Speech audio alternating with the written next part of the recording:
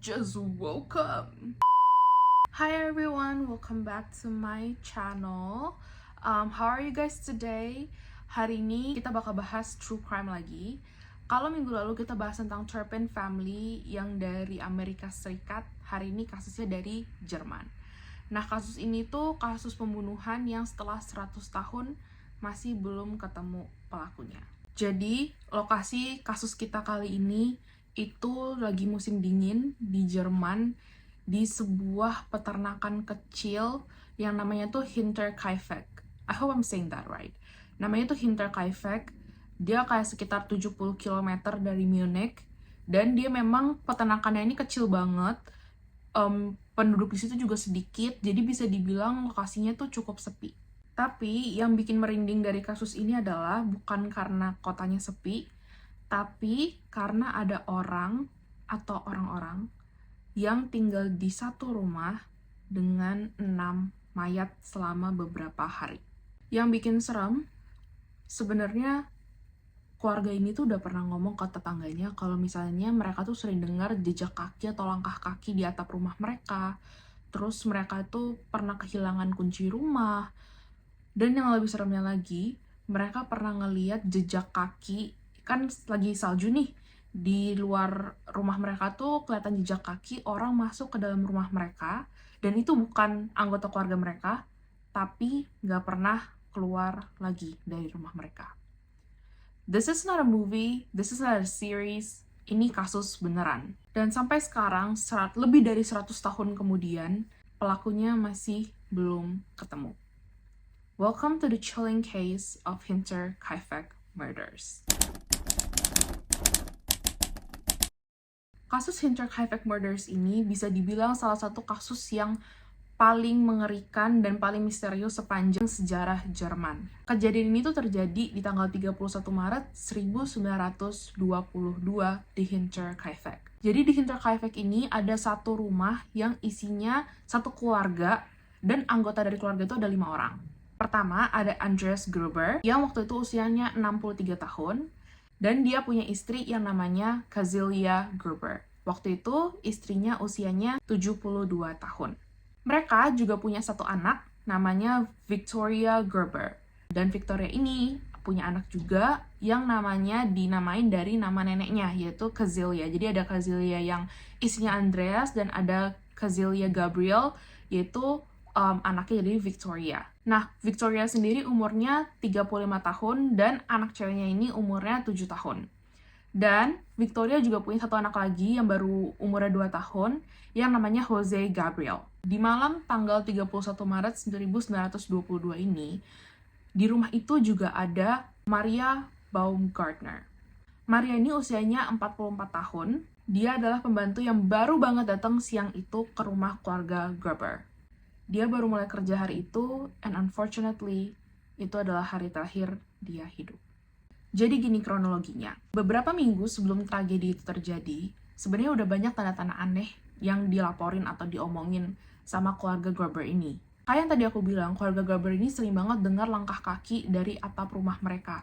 Tapi waktu mereka ngecek, nggak pernah ada nemu apa-apa. Mereka juga pernah kehilangan kunci rumah tanpa alasan yang jelas, dan nggak pernah ditemuin juga kunci rumahnya. Terus tadi, yang paling serem, mereka pernah ngeliat jejak kaki orang masuk ke dalam rumah mereka, tapi nggak ada jejak kaki keluarnya lagi. Jadi kayak ada yang masuk ke dalam rumah mereka, terus hilang gitu aja. But this is the 1920s di Jerman. Walaupun sebenarnya masyarakat Jerman ini sudah jauh lebih rasional di tahun 1920-an ini, sebenarnya kepercayaan terkait hal-hal mistik dan hal gaib itu masih cukup kental di masyarakatnya. Walaupun sebagai negara mereka sebenarnya udah maju. Jadi apalagi di kota-kota kecil, kepercayaan terkait hal-hal gaib ini itu masih sangat kental.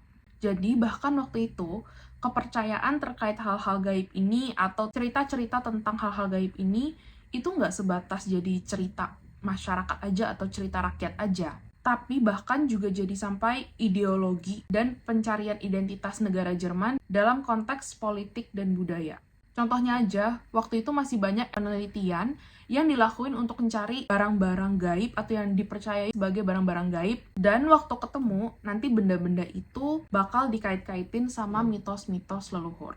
Jadi, waktu pembantu lama di rumah keluarga Gerber ini ngelihat hal-hal aneh tadi terjadi, dia langsung ngaitinnya ke hal-hal mistis, instead of mikir kalau ini ada yang ngincer mereka. Karena pembantu lamanya ngerasa takut dan ngerasa rumah ini angker banget, dia resign. Tapi anehnya, walaupun Andreas Gruber ini pernah cerita ke tetangganya terkait kejadian-kejadian aneh ini, Andreas Gruber ini nggak pernah lapor ke polisi. Kebayang ya, jadi red flag-nya udah segede itu dan sebanyak itu, Andreas nggak lapor polisi. Dia ngediemin aja, kayak denial gitu. Oke, sekarang kita ke 31 Maret 1922. Waktu itu, mungkin siang ke sore, Maria baru sampai ke rumah keluarga Gruber untuk mulai kerja.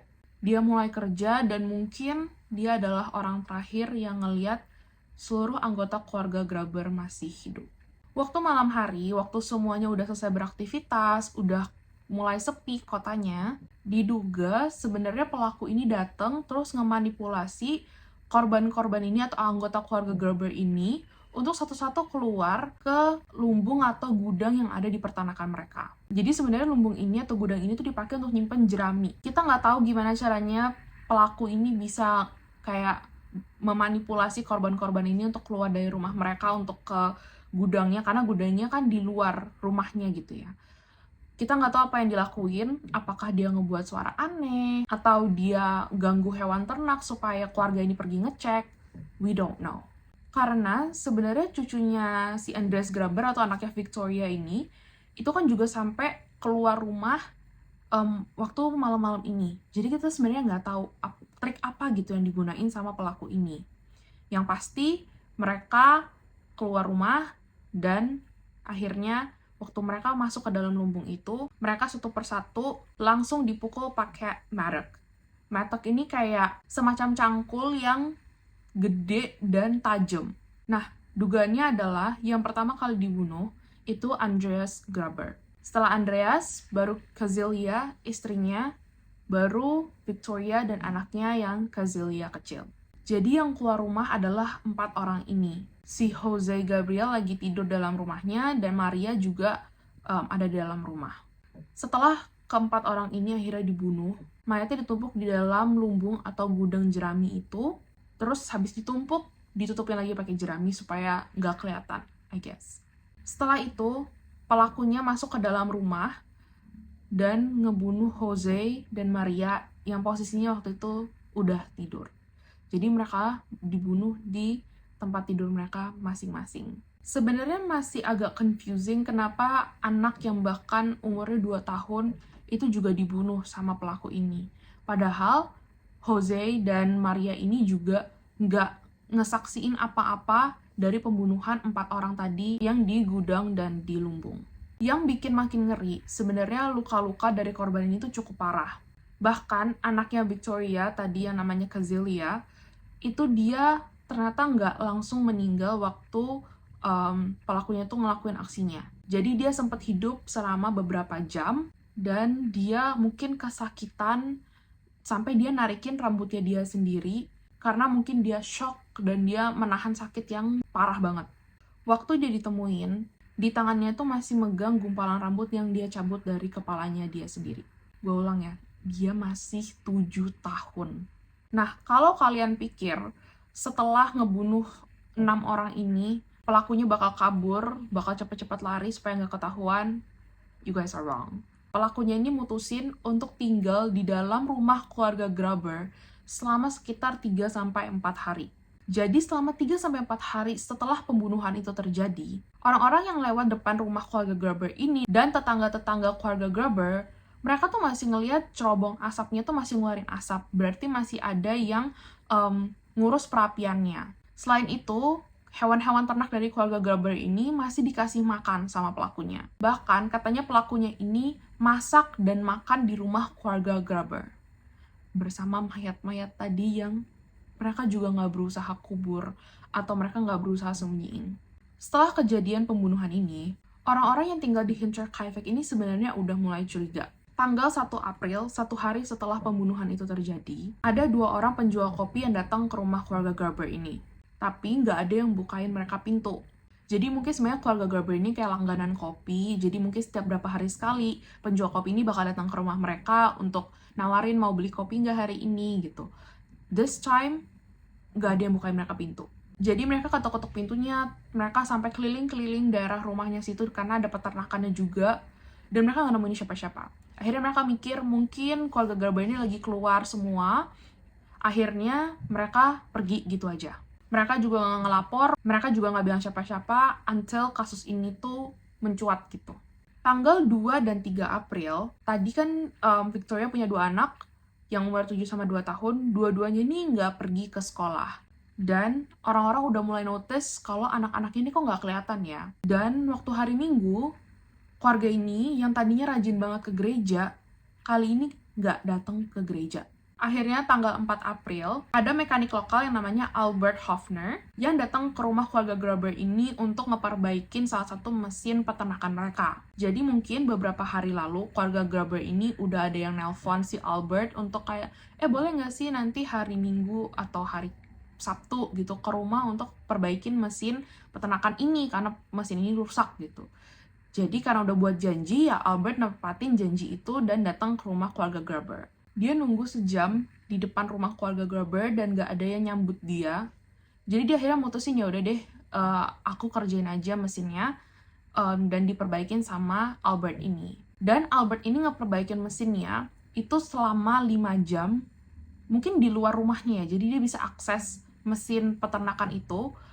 Tapi selama 5 jam dia kerja, dia nggak lihat tanda-tanda kehidupan dari rumah keluarga Gerber ini. Akhirnya tanggal 4 April sore, jadi setelah si Albert ini balik, karena dia nggak ada yang nyambut dan dia juga nggak bisa nemuin siapa-siapa, tetangga mereka yang namanya Lawrence Schlittenbauer, dia ini mungkin mulai curiga karena beberapa hari keluarga Gerber ini nggak kelihatan.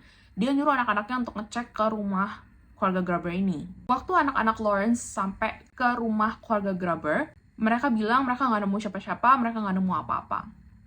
Akhirnya Lawrence karena nggak percaya, dia balik sendiri ke rumah keluarga Gerber bersama 2 temannya. Akhirnya mereka mutusin untuk ngecek di sekitar rumah keluarga Gerber ini. Mereka ngelihat lumbung dan gudang itu tertutup dari luar. Dan waktu mereka mau coba masuk, pintu gudang itu tuh dikunci dari dalam. Jadi mereka udah curiga. Akhirnya mereka dobrak pintu gudang itu, dan pas masuk ke gudang itu, mereka ngelihat semuanya udah berdarah-darah. Dan mereka ngelihat mayat keluarga Gerber ini ditumpuk-tumpuk di dalam lumbung jerami itu. Jose dan Maria sendiri ditemuin akhirnya di dalam rumah, dalam tempat tidur mereka masing-masing, juga udah meninggal dunia. Jadi sebenarnya kondisi keluarga Gerber ini mengenaskan banget. Jadi tadi aku bilang kalau mereka kondisi berdarah-darah, mereka juga ditemuinnya posisinya kepalanya itu udah terpisah dari tubuh mereka.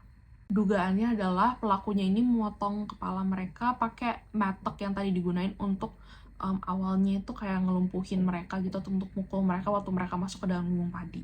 Nah, kepala-kepala korban ini juga ditemuin tertancap di jerami-jerami di dalam lumbung itu. Semua korbannya mengalami luka yang berat banget, dan khususnya di daerah kepala mereka karena tadi awalnya mereka dipukul dengan sangat keras untuk mungkin buat mereka nggak sadar diri gitu ya, pakai metek yang tadi. Yang tadi aku bilang, anaknya Victoria yang Kazilia, itu juga ditemuin dengan rambut di tangannya yang dia cabut dari kepalanya dia sendiri. Victoria sendiri ditemuin dengan kondisi luka berat di kepalanya dan ada tanda-tanda kalau dia itu juga dicekik. Polisi ini akhirnya datang ke lokasi kejadian, tapi ya TKP-nya sebenarnya udah berantakan dan udah ancur. Karena sebelum polisi datang, warga-warga sekitar itu udah datang duluan. Mereka megang-megang mayatnya. Mereka bahkan ada yang masak di dalam rumah keluarga Gerber ini. Mereka juga ngacak-ngacak barang. Jadi sebenarnya kondisinya udah sangat nggak kondusif untuk polisi sebenarnya ngelakuin penyelidikan di TKP itu.